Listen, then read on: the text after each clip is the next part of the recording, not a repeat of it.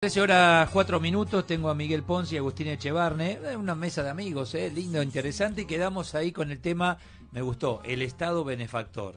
Sí, el Estado derrochador, porque a esta altura es el Estado que se expande su Pero beneficios. benefactor con la plata de quién? Con la plata ajena, Claro. exacto, de los que pagan impuestos. Sí. Y la gente tiene que entender que pagamos impuestos cada vez que compramos cualquier producto. No es solamente el impuesto a las ganancias, hay 96 impuestos diferentes.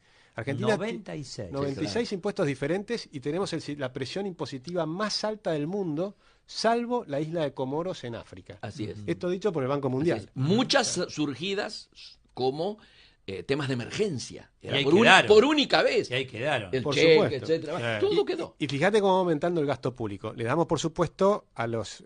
robamos la plata a los que ahorraron las AFJPs, ¿no?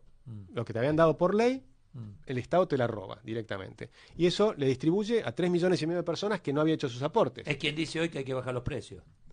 Bueno, después te dice, ¿pero qué pasa? Claro. Porque todo eso lo tenés que financiar de algún lado. Que no estoy entrando en la campaña electoral.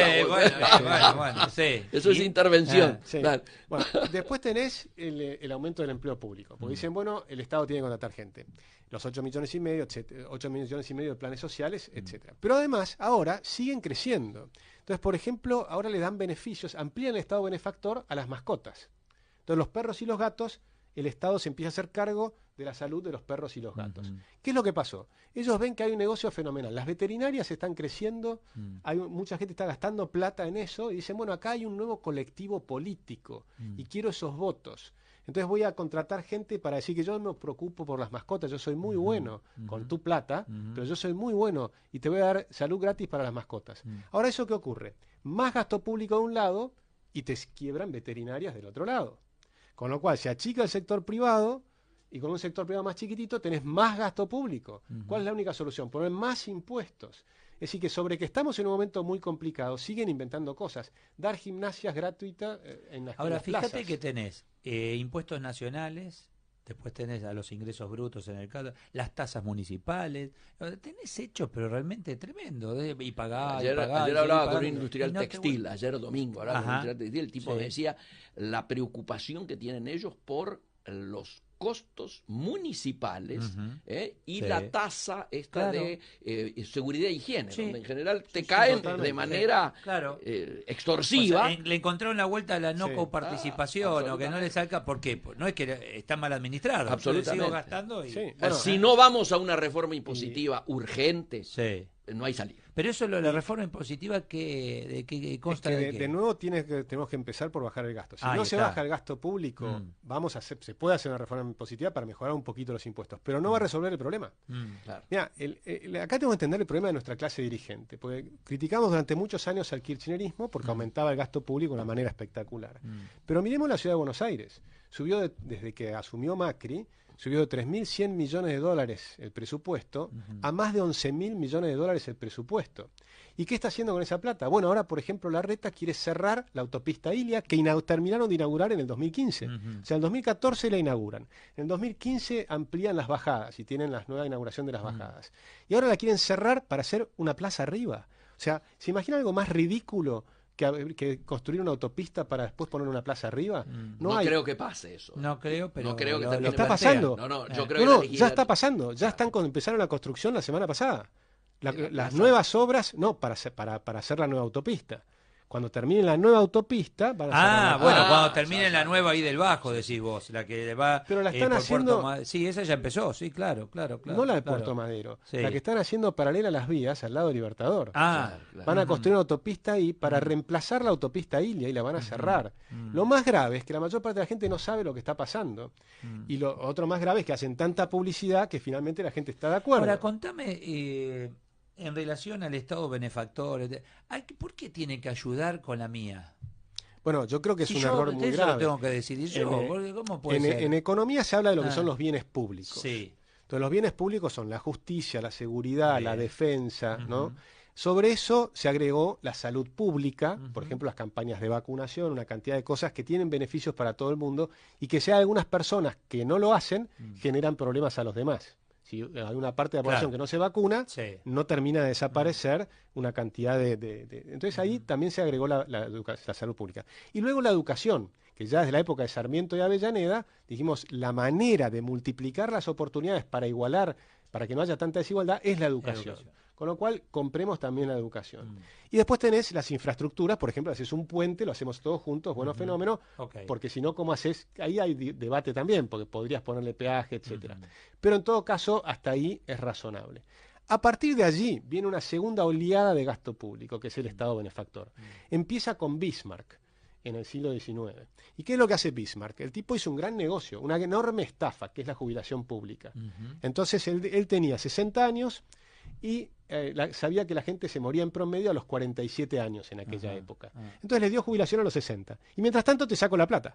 Entonces, pero al día de hoy siguen haciendo lo mismo. Te sacan plata durante 40 años y lo que te devuelven son migajas de lo que te sacaron. Es una inmensa estafa la jubilación pública obligatoria. Yo siempre pensé lo mismo. Y de reparto. ¿De reparto qué? ¿A quién? ¿Qué reparten? La verdad, yo no recuerdo a ancianos, a viejitos, a jubilados que estén conformes en Argentina. Es que con esa plata, ¿qué es lo que hacen? Hacen de todo. Regalan cosas por todas partes y entonces la gente cree que el Estado es una especie de Dios que te puede conceder los beneficios. Que no es con la plata que vos aportaste, sino que con la que estamos aportando hoy nosotros. Exactamente. ¿Entendés? O sea, el problema no es solo del jubilado hoy, para entrar en este tema, sino nuestro, porque es nuestro dinero. Sí, hoy aportas doble, responsable inscripto, Eduardo, y como empleado en relación de dependencia pago 2. Mañana voy a recibir 1. Sí. Bueno, te dicen respuesta. Y bueno, pero eso es así. El planteo, por eso el planteo que él hacía en relación al tema de la dirigencia. Sí. Porque, a ver, todo esto que estamos criticando está sustentado por leyes. Esas leyes han sido votadas y han sido tomadas esas decisiones por representantes que hemos votado. O sea, son legítimas, nos pueden gustar o no, podemos propugnar su cambio o no, pero para lo cual tenemos que tener una representatividad porque hemos elegido el sistema democrático. Este es el planteo. Entonces, me parece que tenemos que avanzar posiblemente en el esclarecimiento de cómo desde esta situación de realidad que no es la que me gusta, pero obviamente yo tengo que ver cómo la modifico. Pichón Rivière decía siempre, la salud mental se demuestra en la capacidad de adaptarte activamente a la realidad si quiero transformarla. El primer tema es asumir la realidad tal cual es. Es esta que no nos gusta, pero que tenemos que tratar de ver de qué manera la modificamos. En medio de todo esto que estamos viviendo, sufriendo, nos gusta, no nos gusta, y que muy pocos hablan, existe la corrupción. Sí, claro. Sin duda. Y ¿Eso se contabiliza, Agustín? Es muy difícil de contabilizar. De hecho, a nosotros nos pidieron que hagamos un trabajo para contabilizar la corrupción y lo declinamos porque nos pareció tan complejo y hay tantas cosas que no lo podemos hacer. Porque, a ver, salta el tema Brasil, Odebrecht... No, pero además, ¿hasta dónde definís la corrupción? Sí, porque... ¿Qué es? ¿Es la de la obra pública o también es la de las designaciones de ñoquis? Por supuesto. Es la de ¿hasta dónde llega? Por supuesto. Y luego que vos podés definir, por ejemplo, no son las coimas, porque la coima es la parte que vos tenés que pagó el empresario. Pero la contracara es cuánto fue el sobrecosto de la obra pública. ¿Entendés? Porque es decir, este vaso de costo tiene 100 pesos, ¿ok? Y pasa 1000. Y además a veces... Y en el medio quedó y dinero, ¿no? Y además identificamos siempre el tema de la corrupción solo con el Estado. Y el ana entre el médico y laboratorio, donde el Estado está afuera, también. Es complejo. Es complejo. Y los sindicatos. Los sindicatos es fenomenal porque se estiman cifras muy grandes en porcentaje de la salud de los argentinos porque que están absolutamente. Acá hablamos de qué pasa, por ejemplo, con el tema impuestos. Y también hablemos de quienes evaden y quienes no pagan y se la guardan toda en el bolsillito. Con el argumento de, bueno, si no ves que no hay salud, ¿no? Entonces, ahí también tenés complicidad. Pero yo ahí voy a ser políticamente incorrecto. Dale. Porque creo que para entender la evasión hay que entender la presión impositiva. Yo defiendo a los evasores en Argentina. La presión impositiva es tan alta que en realidad sos un esclavo del gobierno. Yo defiendo la libertad. Sí, te digo, y hay actividades que no podrían existir si una parte no fuese evadida. No podrías competir de ninguna manera. Y Miguel, te cuento una anécdota. Una vez estuve con el juez Cruciani, que se dedicaba, era penal tributario, el del monito. Famoso. ¿no? Y me contó, ya estaba jubilado, me dice, pues ¿sabes por qué me jubilé? Me retiré porque un día pasé por un pueblo y estaba muerto. Porque yo había cerrado la empresa de ese pueblo por no pagar impuestos. Entonces, hay que entender que con esta presión resignificó el tema. El tipo. Claro, él se dio cuenta que toda la actividad de su vida, de alguna manera, había estado mal encaminada.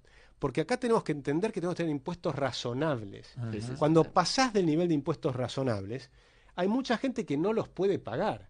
A eso es a lo que yo me refiero. Yo no me refiero al que podría pagar y no paga, ¿no? Quedó clarísimo. Pero quedó es importante, ¿no? Yo me pongo del lado del evasor. Evasor. ¿Qué tal? Gracias. La próxima vez que venimos está cerrada la radio, te aviso. Chao, gracias.